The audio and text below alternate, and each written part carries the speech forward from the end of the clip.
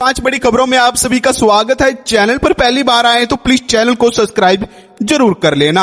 आज की पहली बड़ी खबर आ रही है, हरियाणा और पंजाब के बीच लंबे समय से विवादों में फंसी SYL नहर के अब अच्छे दिन आने वाले हैं। हरियाणा सरकार ने करीब 50 करोड़ रुपए की लागत से इसके मरम्मत की मंजूरी दे दी है। इसके लिए टेंडर भी शुरू हो चुके हैं। कुरुक्षेत्र के इलाके में पड़ने वाली इस 35 किलोमीटर लंबी नहर का काम 3 चरणों में होगा, जिससे न सिर्फ दक्षिण हरियाणा और दिल्ली को भी पीने का पानी मिलेगा, बल्कि मानसून के समय मारकंडा नदी से आने वाले बाढ़ का खतरा भी काफी कम हो जाएगा।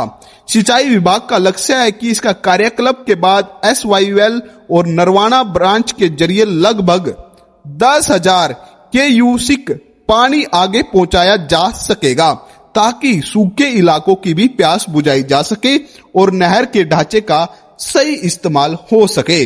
अगली बड़ी खबर आ रही है, अब टोल बूथों पर लंबी लाइनों का झंझट खत्म होने वाला है। सरकार ने साफ कह दिया है कि 10 अप्रैल से नेशनल हाईवे पर कैश का खेल पूरी तरह से बंद हो जाएगा। अगर आप हाईवे पर गाड़ी निकाल रहे हैं तो फास्टैग लेना एकदम जरूरी है।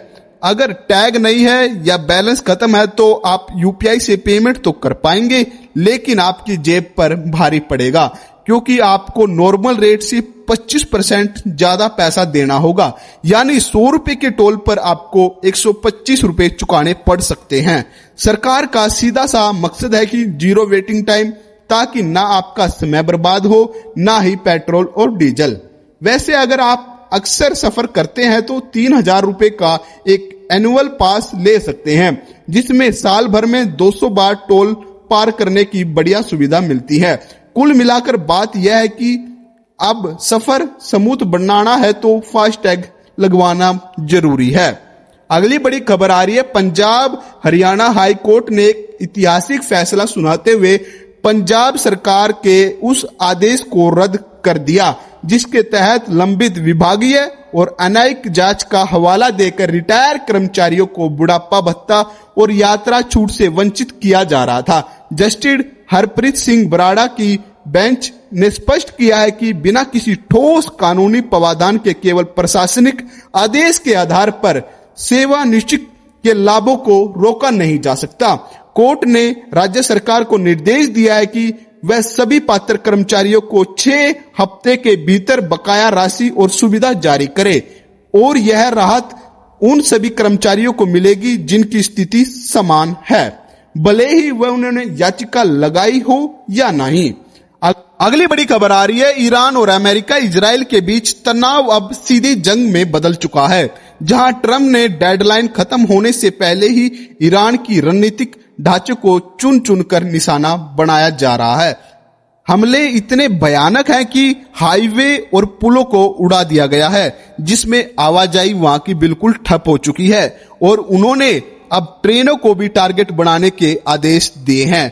तेहरान एयरपोर्ट, पावर प्लांट जैसी चीजों को भी उड़ाने की धमकी दी है। इजराइल का दावा है कि उन्होंने ईरान के लगभग 130 से ज्यादा एयर डिफेंस सिस्टम नष्ट कर दिए हैं, जबकि इन हमलों में आम नागरिक के मारे जाने और सियासी इलाकों के तबाह होने की खबर है।